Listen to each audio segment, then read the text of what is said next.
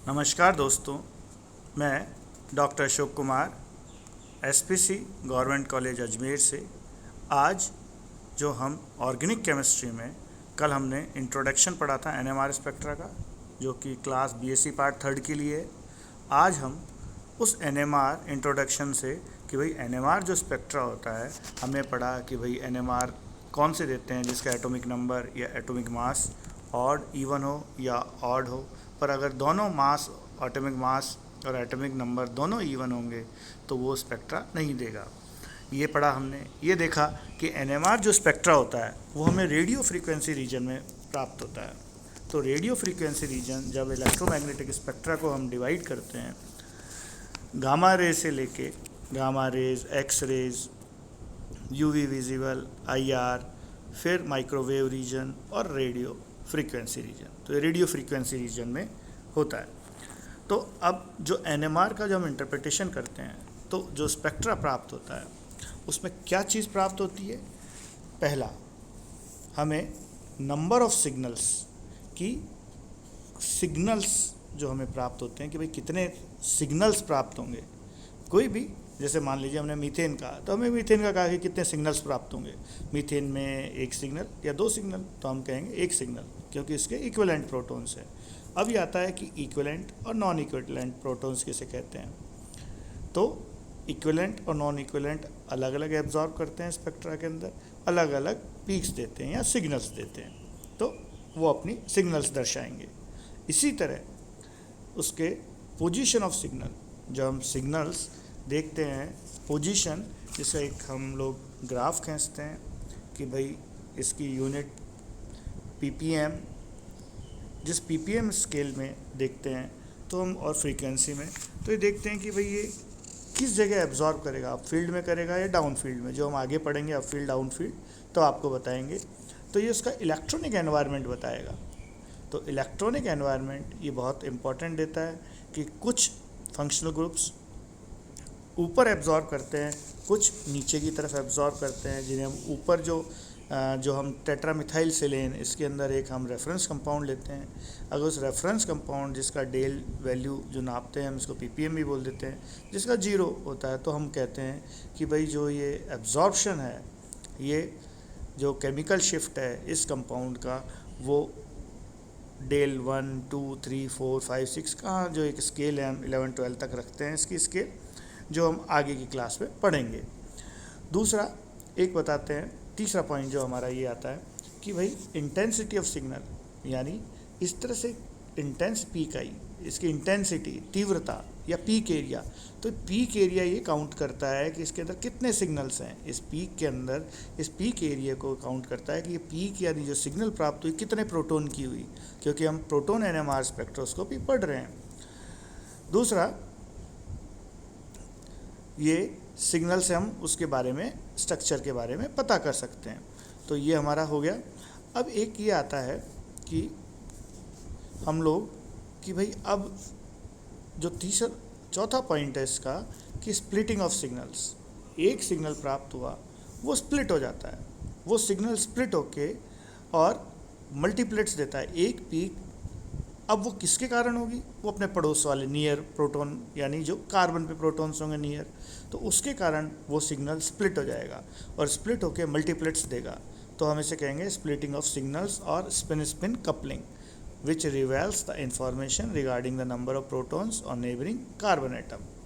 तो अब हमारा जो पहला पॉइंट है जो हमारा इसमें कि भाई नंबर ऑफ सिग्नल्स, तो ये पढ़ेंगे हम इक्विवेलेंट और नॉन इक्विवेलेंट, ये आज हम पहला इस कक्षा में पढ़ेंगे। तो अभी तक हमने पढ़ा कि भाई स्पेक्ट्रा से 4 पॉइंट्स होंगे, इन चारों पे ये एनएमआर स्पेक्ट्रोस्कोपी डिपेंड है। पहला, equivalent and non equivalent protons. अब इक्विवेलेंट और नॉन इक्विवेलेंट का मतलब क्या हुआ। प्रोटॉन्स, भाई प्रोटॉन तो सेम है, प्रोटॉन यानी हाइड्रोजन प्रोटॉन्स। तो जो प्रोटॉन्स का एनवायरनमेंट सेम होगा, जैसे ये देखिए, ये क्या है, CH3Br, मिथाइल ब्रोमाइड। अब इसके अंदर तीनों जो हाइड्रोजन के प्रोटॉन्स हैं उनका एनवायरनमेंट सेम है, अलग एनवायरनमेंट पे नहीं है।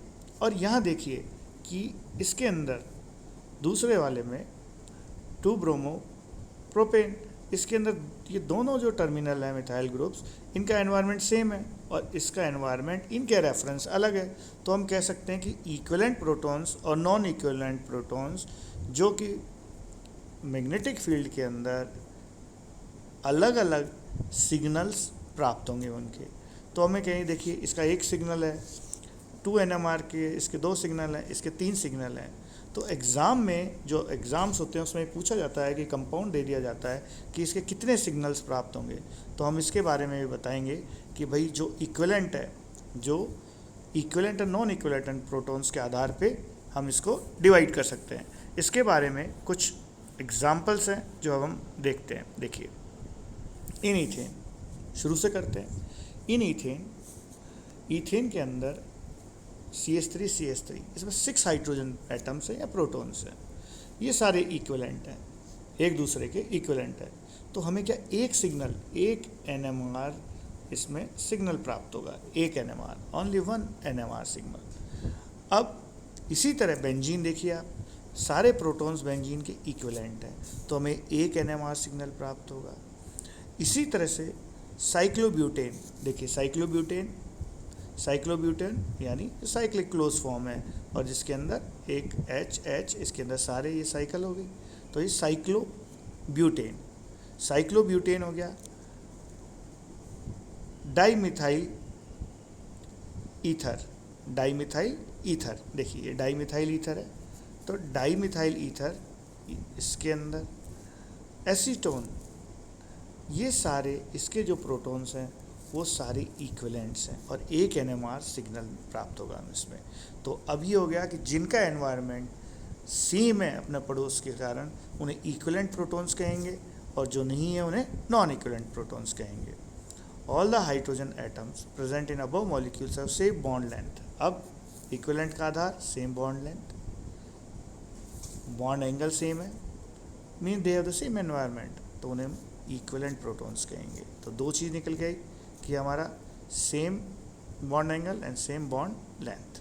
तो इस तरह से ये हुआ। If more than one type of protons having different environment are present in a molecule then the more signals will be obtain, यानी अलग अलग उनका एनवायरनमेंट होगा तो अलग अलग सिग्नल्स प्राप्त होंगे। अब 2 type of protons are present in propane, ethyl chloride, isopropyl chloride, isobutene, paraxylene. 3 type of protons are present in N-propyl chloride, vinyl chloride और 2-bromopropene और ethyl alcohol, while 4 type of protons are present in cyclopropane। देखिए ये propane है, इस propane के अंदर क्या है, 2 तरह के हैं, तो 2 NMR सिग्नल। इसी तरह से इथाइल देखिए, इनका एनवायरनमेंट और इनके एनवायरनमेंट से क्योंकि यहाँ क्लोरीन आ जाता है तो एनवायरनमेंट अलग हो गया। इसी तरह से आइसोप्रोपाइल अल्कोहल देखिए, आइसोप्रोपाइल अल्कोहल इसमें भी अलग है इसका एनवायरनमेंट, इन दोनों का एनवायरनमेंट इस बीच वाले कार्बन से अलग है। तो इस तरह से हम कह सकते हैं मीथीन कार्बन हो। अब इनका देखिए आइसोब्यूटीन, इसके अंदर 2 NMR सिग्नल्स हैं। पैराजाइलिन, इसके अंदर 2 CH3 ग्रुप्स हैं, इनका एनवायरनमेंट इसके रेफरेंस में अलग है, 2 NMR देगा। एन प्रोपाइल क्लोराइड देखिए, इसके अंदर इस मिथाइलिन और मिथाइलिन इनका एनवायरनमेंट अलग है। यहाँ CH2Cl, यहाँ CH3 और यहाँ CH2, तो इनका एनवायरनमेंट डिफरेंट हुआ।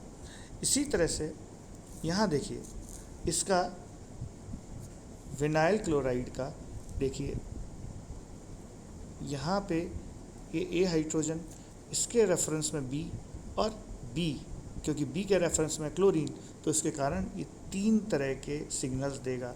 इसी तरह से 2-ब्रोमोप्रोपीन, ये भी 3 सिग्नल्स देगा। Ethyl alcohol CH3 CH2 OH, तो 3 तरह के इसके पास प्रोटॉन्स हैं, 3 तरह के देगा।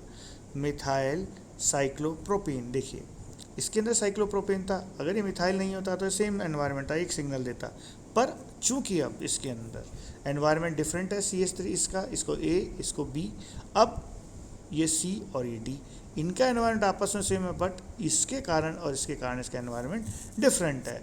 सो दे गिव डिफरेंट, यानी 4 सिग्नल देंगे ये। तो इसी तरह से हमने इस सिग्नल्स के बारे में इसमें देखा कि सिग्नल्स कब मिलेंगे, कौन देंगे और क्या उसका इक्विवेलेंट और नॉन इक्विवेलेंट होगा।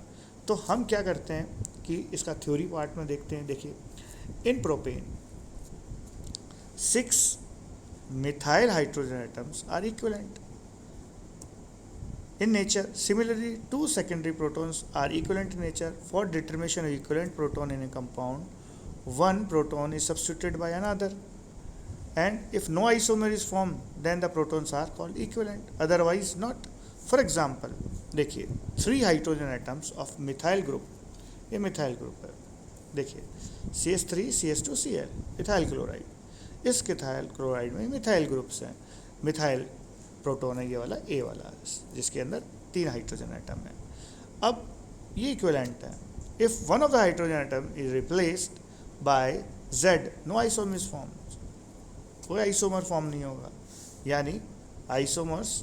तो अब जो तीनों methyl are different for both methylene on replacement. अब ये देखिए कि ये जो मिथाइल है ये इस मिथाइलिन से डिफरेंट है।